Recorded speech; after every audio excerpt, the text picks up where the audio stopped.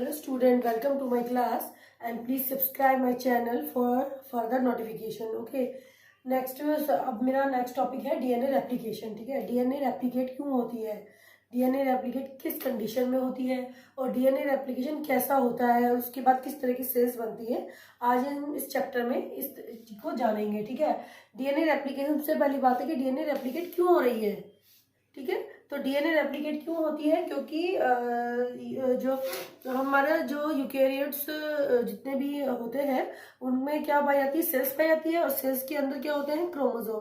सो sales पाई जाती है. ठीक है, और सेल्स में क्या होते हैं, न्यूक्लियस होता है सेल के अंदर, और न्यूक्लियस के अंदर क्या होता है, न्यूक्लियस के अंदर क्या होता है, क्रोमोसोम. ठीक है, और इस क्रोमोसोम और ये क्रोमोसोम किसके बने होते हैं, डीएनए के बने. तो जब ये सेल डिवाइड करती है, मतलब कि सेल डिवीजन होता है, जैसे ही सेल डिवीजन होगा, सेल डिवाइड करेगी तो 2 डॉटर सेल बनेगी. ठीक है, अब इस क्रोमोसोम का आधा पार्ट और इसमें भी इसका आधा पार्ट आ जाएगा. ठीक है, तो मतलब क्या है कि मतलब इसमें आधा ही पार्ट आया, आधा पार्ट नहीं आया. ठीक है, तो और जब ये फर्दर आगे डिवाइड करेगी तो इसका भी इससे आधा पार्ट आएगा. कहने का मतलब ये है कि सेल के डिवीजन से पहले क्या होता है, सेल रेप्लिकेशन होते हैं. उससे क्या होता है कि ये देखो, ये सेल रेप्लिकेट हो गई. अब इसमें भी इसका क्या आ गया, फिर फर्दर इसमें रेप्लिकेशन होगा, इस सेल में रेप्लिकेशन हुआ, फर्दर इस सेल में रेप्लिकेशन होगा, इस सेल से रेप्लिकेशन होगा, जब और दूसरी सेल्स में भी रेप्लिकेशन होगा.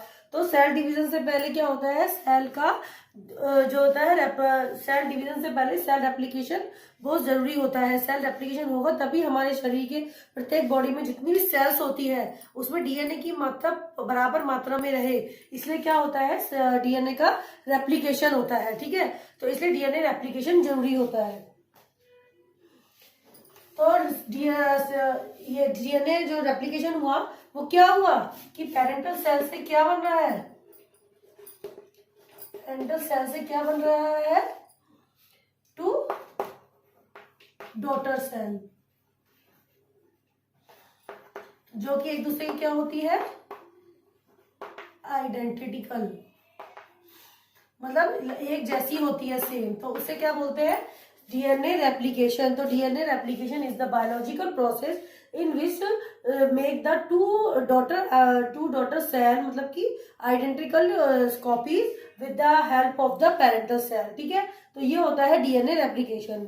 अब नेक्स्ट हम बात करते हैं कि डीएनए रेप्लिकेशन किस तरह का होता है यूकेरियोट्स में. ठीक है, डीएनए रेप्लिकेशन किस तरह का होता है, डीएनए रेप्लिकेशन किस तरह से होता है. डीएनए रेप्लिकेशन क्या होता है, सेमी कंजर्वेटिव होता है, मतलब कि ये एक पेरेंटल डीएनए है.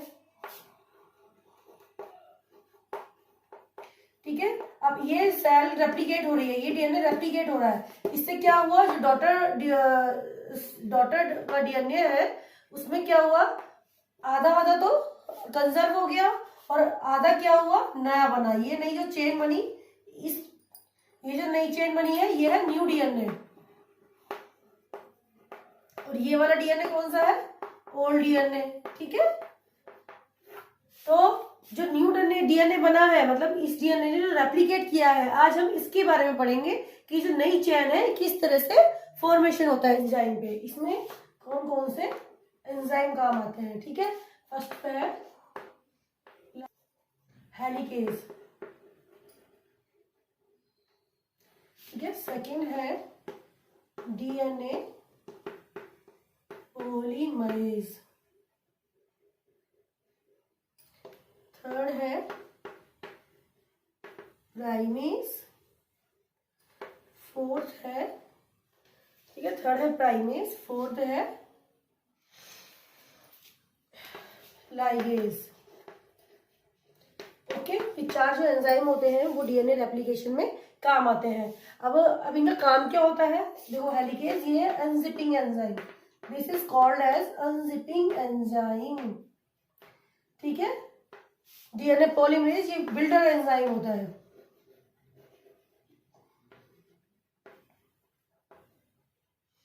प्राइमेज क्या करता है, आरएनए प्राइमर का काम करता है. ये न्यूक्लियोटाइड को क्या प्रोवाइड करता है? RNA primer. लाइगेज ये ग्लूइंग एंजाइम होता है, ठीक है। ये है चारों के वर्क। मैंने चारों का जो होते हैं एंजाइम और चारों के वर्क बता दिए हैं।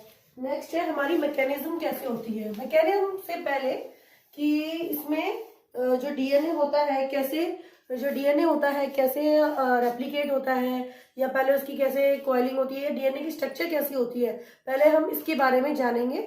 आप पहले पढ़ के आ चुके हैं कि डीएनए क्या होता है, एंटी पोलैरिटी होती है डीएनए की। डीएनए का नेचर कैसा होता है?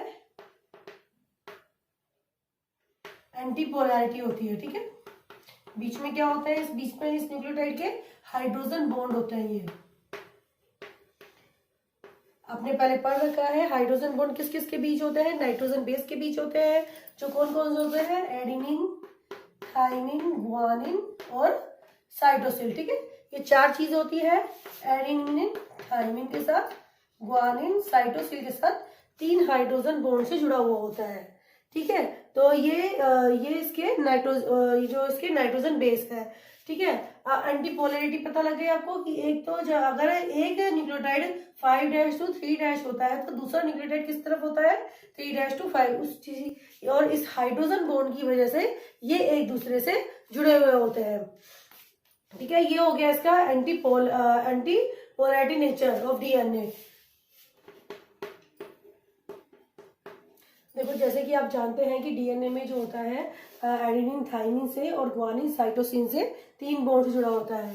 तो जैसे कि ये डीएनए है,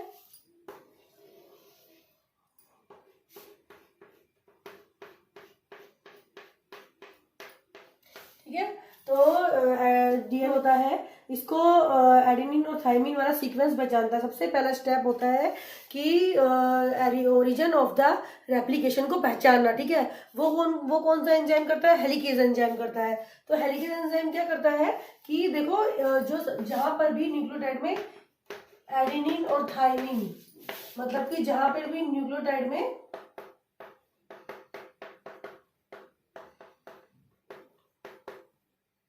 एडेनिन और थाइमिन प्रेजेंट होते हैं, ठीक है, उस सीक्वेंस को ढूंढता है। क्यों? गुआनिन साइटोसिन क्यों नहीं? क्योंकि इसमें 3 हाइड्रोजन बॉन्ड है। 3 हाइड्रोजन को बॉन्ड को तोड़ने में ज्यादा एनर्जी वेस्ट होगी, जबकि 2 हाइड्रोजन को बॉन्ड को तोड़ने में कम एनर्जी वेस्ट होगी। तो हेलिकेज आता है। कौन सा एंजाइम आ रहा है? हेलिकेज एंजाइम आ रहा है।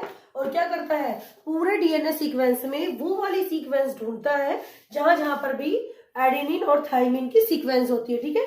फिर क्या करता है? जैसे ही आता है इनके हाइड्रोजन बॉन्ड को तोड़ता है और यहाँ पे क्या बना देता है? Y shape structure. एप्लीकेशन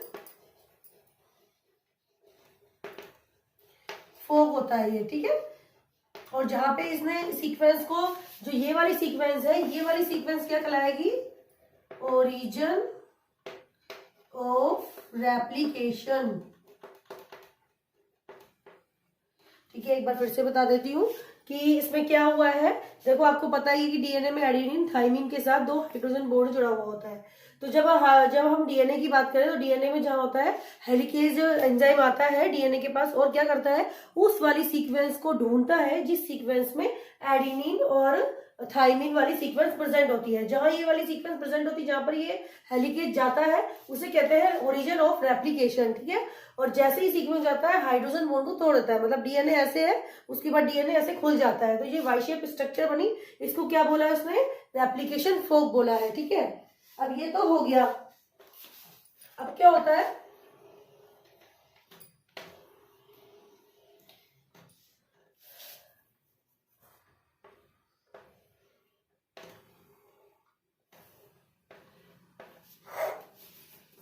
मान लो हेलिकेज ने एक ये वाली स्ट्रक्चर खोल दी और एक ये वाली स्ट्रक्चर खोल दी, ठीक है।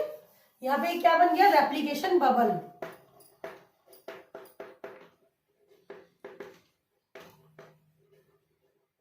ठीक है।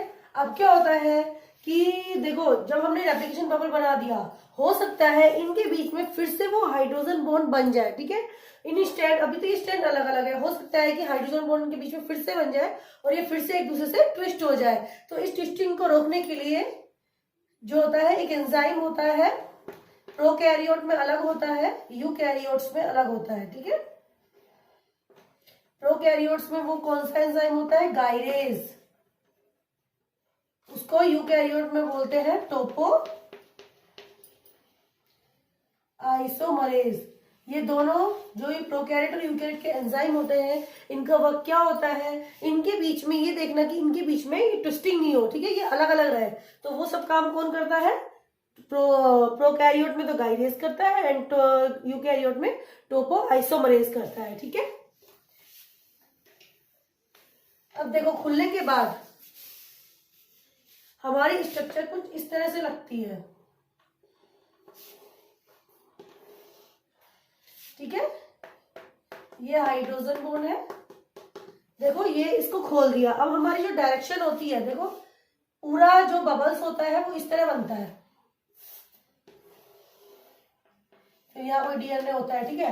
तो ये बबल जो होता है, इसका जो बीच का सेंटर होता है, ये होता है ORI, ओरिजिन ऑफ रेप्लिकेशन, ठीक है। तो जो रेप्लिकेशन होता है वो ऐसे और इस डायरेक्शन में होता है, जिस तरफ ट्विस्टेड वाले डीएनए होते हैं, मतलब जहां पे डीएनए होता है उस तरफ रेप्लिकेशन हो रहा होता है, ना कि इस तरफ हो रहा होता है, ठीक है। तो हम इसका अगर आधे पोर्शन की बात करें, आधा पोर्शन मिटा देते ये इस तरह दिखेगा, ठीक है।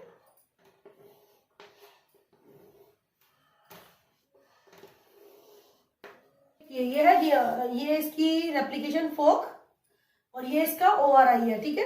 अब देखो क्या होता है, सेकंड हमने हेलिकेज की बात कर ली, सेकंड नंबर पे आता है डीएनए पॉलीमरेज। अब डीएनए पॉलीमरेज कैसे काम करेगा न्यू स्ट्रैंड पे। अब डीएनए पॉलीमरेज कहता है कि इसकी दो कंडीशन होती है, एक तो ये सिंगल स्ट्रैंड पे काम करता है, ठीक है, सिंगल स्ट्रैंड वर्क।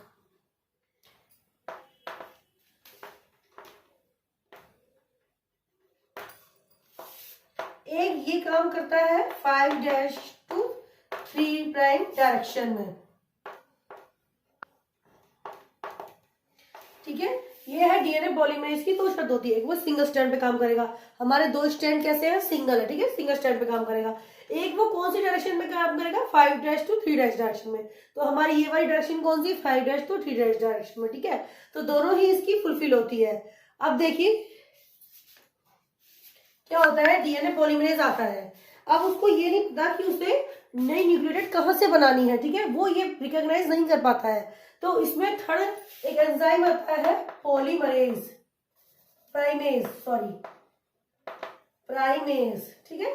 प्राइमेज क्या करता है, आरएनए प्राइमर का वर्क करता है। अब कौन सा एंजाइम आ रहा है, प्राइमेज आ रहा है।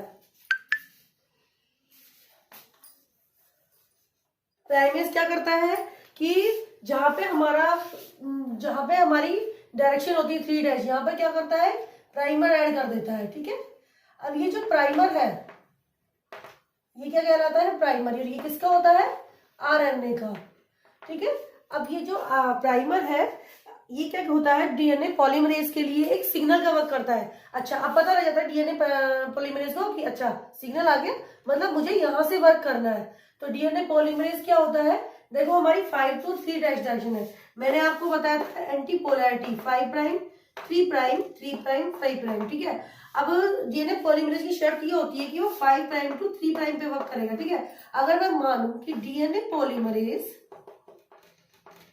5' to 3' पे वर्क कर रहा है, तो हमारा जो पुराना न्यूक्लियोटाइड है वो किस तरह का होना चाहिए, 3' to 5' का, ठीक है।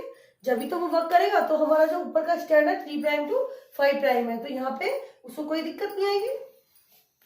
तो यहाँ पे वो न्यूक्लियोटाइड की सीक्वेंसेस ऐड करता जाएगा, और सीक्वेंसेस किस डायरेक्शन में ऐड होगी, जहां पर डीएनए अनट्विस्टेड है, ठीक है, इधर।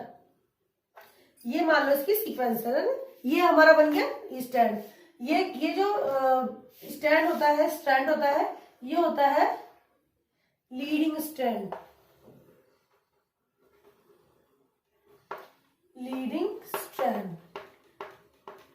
ठीक है।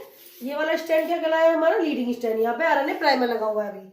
अब नेक्स्ट देखो, जब दूसरी सीक्वेंस पे बात का वर्क करने की बात आती है तो डीएनए पॉलीमरेज क्या करता है कि क्या कहता है कि देखो अब ये इसकी डायरेक्शन इसकी उल्टी हो रही है, तो यहाँ पे ये डीएनए के फ्रैगमेंट इस डायरेक्शन में ना बनकर, सॉरी, डीएनए के फ्रैगमेंट इस डायरेक्शन में ना बनकर इस डायरेक्शन में बनते हैं, ठीक है। क्यों बनेंगे? देखो ये वाली पोलैरिटी 3' to 5' है, लेकिन वो कौन सी पोलैरिटी पे काम करता है? 5' to 3' पे, ठीक है। ये एक दूसरे के एंटी पैरेलल हो गए, एंटी पैरेलल की वजह से इस तरह फ्रैगमेंट बनेंगे। तो अब देखो, अब आरएनए प्राइमर आएगा, आरएनए प्राइमर अपना प्राइमर ऐड करेगा, फिर वहां पे डीएनए पॉलीमरेज आएगा और फिर एक फ्रैगमेंट बना देगा, ठीक है। ये एक फ्रैगमेंट बना दिया। उसके बाद क्या होगा? ये तो हो गया 5' to 3' डायरेक्शन में, ठीक है। अब फिर से क्या होता है, इसमें तो केवल एक बार आरएनए प्राइमर की जरूरत पड़ती है, उसके बाद स्ट्रैंड अपने आप बनते चले जाते हैं। लेकिन इसमें क्या होता है कि छोटे छोटे फ्रैगमेंट बनते हैं। फिर से आरएनए प्राइमर आया, फिर डीएनए पॉलीमरेज आया, उसने छोटा सा फ्रैगमेंट बनाया 5' to 3' डायरेक्शन में, ठीक है। फिर से आरएनए पॉलीमरेज आएगा, डायरेक्शन वही रहेगी बनने की, 5' to 3' डायरेक्शन में। तो ये छोटे छोटे फ्रैगमेंट है, ये क्या कहलाते हैं? Okazaki fragment. और ये टुकड़ों में ओकाजाकी फ्रैगमेंट कहलाते हैं, ठीक है। और टुकड़ों में जो ये स्ट्रैंड बन रहे हैं, ये कहलाते हैं लैगिंग स्ट्रैंड।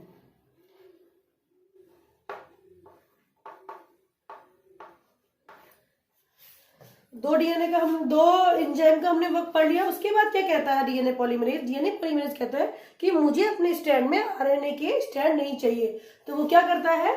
धीरे धीरे करके आरएनए के भी स्ट्रैंड को हटा देता है। अभी किसका फ्रैगमेंट हो गया? फुल डीएनए का, ठीक है। यहाँ पे भी इसने ये हटा दिया, यहाँ पे भी हटा दिया और यहाँ पे भी हटा दिया, ठीक है। अब देखो ये सारे डीएनए के फ्रैगमेंट होगा और ये क्या कहलाया? कौन सा स्ट्रैंड कहलाया? लैगिंग स्ट्रैंड कहलाया, क्योंकि ये सारे फ्रैगमेंट टूट टूट के बन रहे हैं, ठीक है। यहाँ पे बनता है। अब लैगिंग फ्रैगमेंट हो गया। अब क्या होता है? नेक्स्ट फोर्थ एंजाइम आता है लाइगेज, जो कि क्या होता है? Gluing enzyme. जैसे ग्लू चिपका देती है, इसी तरह ही जो टूटे हुए फ्रैगमेंट होते हैं, इनको कौन चिपका देता है? लाइगेज एंजाइम, ठीक है।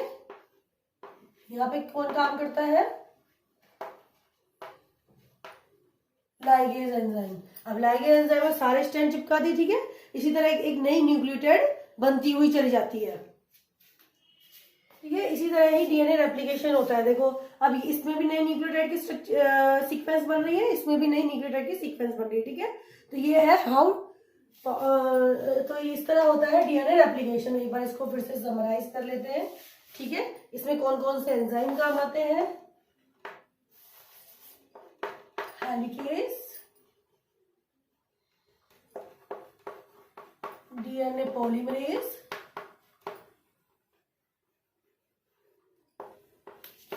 प्राइमेज, लाइगेज, ठीक है। हेलिकेज जो होता है, हेलिकेज एंजाइम क्या होता है? डीएनए को अनवाइंड करने के काम आता है। डीएनए पॉलीमरेज क्या करता है? नई न्यूक्लियोटाइड को जोड़ने का काम आता है। और प्राइमेज क्या करता है? छोटे छोटे आरएनए के फ्रेगमेंट को जोड़ता है। नेक्स्ट जो है लाइगेज है, ग्लूइंग एंजाइम होता है, वो क्या करता है? जो छोटे छोटे ओकाजाकी जो फ्रेगमेंट्स होते हैं उनको जोड़ने का काम करता है, ठीक है। तो ये है इसके 4 एंजाइम। अब है इसके, इसमें कौन कौन से स्टेप्स होते हैं, ठीक है। पहला स्टेप है रिकॉग्नाइजेशन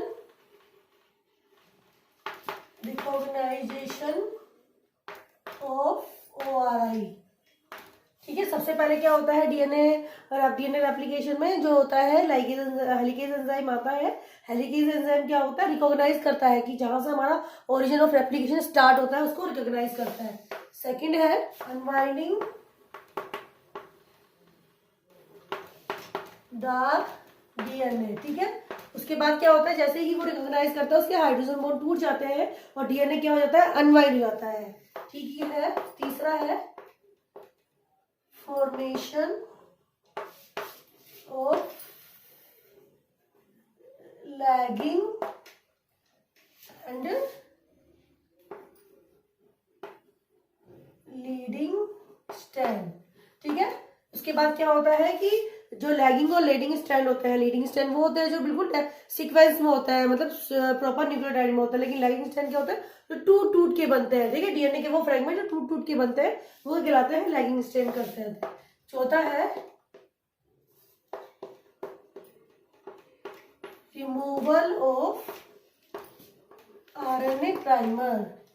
जैसे ही स्ट्रैंड बन जाते हैं डीएनए पॉलीमरेज क्या करता है, आरएनए प्राइमर को क्या करता है, वो कहता है कि मुझे अपने स्ट्रैंड में आरएनए नहीं चाहिए, तो वो क्या करता है कि वो सारे जितने भी आरएनए की प्राइमर, आरएनए जो के फ्रेगमेंट जो होते हैं जो हम प्राइमर के रूप में जोड़ते हैं उनको हटा देता है। फिफ्थ है प्रूफ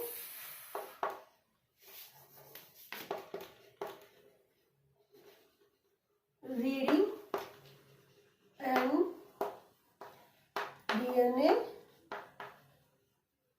रिपेयर। ये कौन करता है proof reading and DNA repair? ये करता है डीएनए पॉलीमरेज। डीएनए पॉलीमरेज क्या करता है, नई नई न्यूक्लियोटाइड सीक्वेंस को जोड़ जाता है और अपने पीछे भी देखते जाता है जो मैंने सीक्वेंस बनाई है वो सही है कि नहीं, उनकी रीडिंग लेता रहता है और जो डीएनए होता है उसको रिपेयर करने का काम करता है।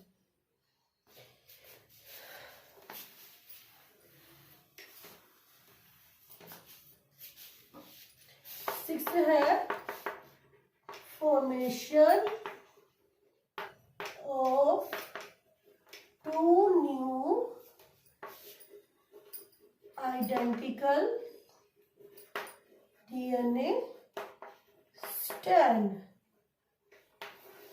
लास्ट में क्या आता है कि हमें डीएनए रेप्लिकेशन के बाद क्या मिलता है, दो जो होते हैं formation of two new identical DNA strand, दो एक जैसे न्यूक्लियोटाइड की स्ट्रक्चर मिलती है जो एक दूसरे से बिल्कुल सेम होती है, ठीक है।